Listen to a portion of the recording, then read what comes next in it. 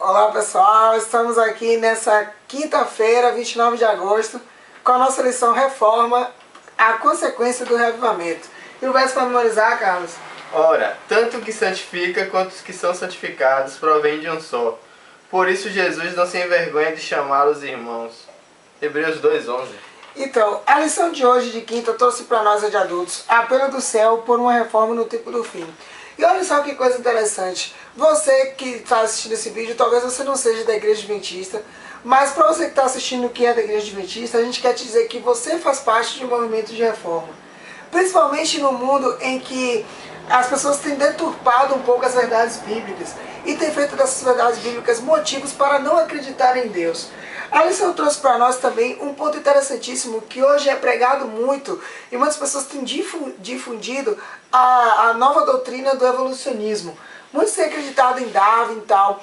E tudo isso faz com que nós percamos um pouco o foco do que realmente é esse Evangelho Eterno. Porque o Evangelho Eterno serve para nos lembrar primeiro de que Deus é o nosso Criador. E Ele sendo o nosso Criador, nós devemos apenas render louvores a Ele. E é nisso tudo que está explícito o grande conflito. Satanás e Jesus lutando para ver quem vai ser adorado. E o interessante é que nas três mensagens angélicas, Apocalipse, que está ali em Apocalipse 14, que foi até o texto que a lição trouxe para a gente hoje, Apocalipse 14, 6, 7 e 12, fala justamente sobre isso. Temam a Deus e dá-lhe glória, pois é chegado o seu juízo e tal. E reconheçam Ele como seu Criador. O interessante é que os adventistas do sétimo dia, eles têm como um dos seus dogmas justamente o sábado.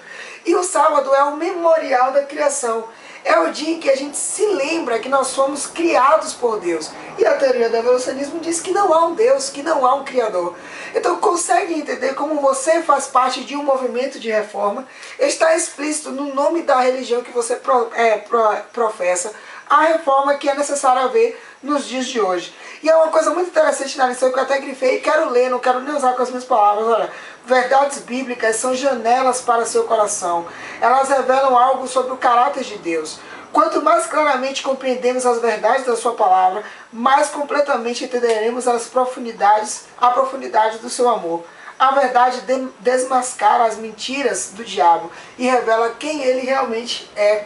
Ou seja, a verdade bíblica, a qual a igreja adventista e tal, e as pessoas que seguem a Bíblia realmente são convidadas a viver e que são reformas, elas não servem apenas para que você tenha um conhecimento religioso, não, mas servem para que você passe a compreender a profundidade do amor de Deus e para que isso transforme a sua vida. Assim acontecendo a reforma, o que é algo totalmente automático.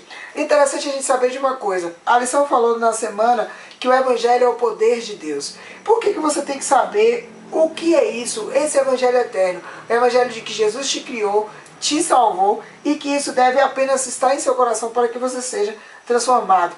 Há um apelo do céu no tempo do fim para que nós tenhamos uma reforma. Essa reforma nos fará ter um caráter propício para vivermos no céu. A gente tem que ter isso em mente. A lição de jovens tem por título Deixe Deus agir. Começar lendo um texto maravilhoso que diz o seguinte, ó: não sobreveio a você tentação que não fosse comum aos homens, e Deus é fiel. Ele não permitirá que vocês sejam tentados, além do que podem suportar, mas quando forem tentados, Ele mesmo lhes providenciará um escape, para que o possam suportar. 1 Coríntios 10:13. Nós vemos que Deus, Ele quer nos ajudar na reforma. Ele não nos abandona diante das tentações, diante das provações, diante dos problemas. Mas nós precisamos fazer nossa parte. Nós vamos ver agora quais são essas partes. Primeiro, busque a direção de Deus. Nós vemos que em um determinado momento, os exércitos de Amon e de Moabe se juntaram, os dois, para atacar Josafá e os israelitas, né? Então naquele momento a situação muito complicada para Josafá, porque estavam vindo dois exércitos contra ele. Mas o que foi que ele fez? Ele decidiu consultar o Senhor, ele propôs um jejum em todo aquele povo para que fosse ouvida a opinião de Jesus, a opinião de Deus diante daquela situação. Então nós vemos que diante de situações como essa, onde nós estaremos diante de problemas, dificuldades, nós devemos primeiramente reconhecer a pequenez diante de Deus e lembrar que Ele se importa com todos os aspectos de nossa vida, independente de qual seja. Ele quer nos ajudar. Então nós precisamos buscá-lo, né? Segundo ponto, espere para ouvir sua voz. Nós vivemos em uma sociedade imediatista, ou seja, quer tudo na mesma hora, quer tudo no mesmo momento, não quer esperar por nada, e muitas vezes não quer esperar nem por Deus. Mas nós vemos, a Escritura fala que Josafá ele estava ali de pé com o povo diante do Senhor, aguardando uma resposta. Ou seja, nós devemos esperar, buscar a Deus, claro, mas esperar a resposta, esperar o tempo dele, que é o tempo mais propício, né? E o terceiro ponto, deixe Deus lutar suas lutas. Deus ali com o povo de Josafá, ele fez muito mais do que aquele povo esperava. O próprio Deus disse que lutaria junto com eles, estaria com eles, lutando no lugar deles. Então nós vemos que Deus fez muito mais do que aquele povo esperava, aquele povo queria uma resposta e Deus foi lutar por eles. Que incrível, né? Como seria bem mais fácil a nossa vida se nós permitíssemos que Deus estivesse lutando nossas lutas diárias contra o pecado, estivesse permitindo que Deus agisse, né? Então que nós possamos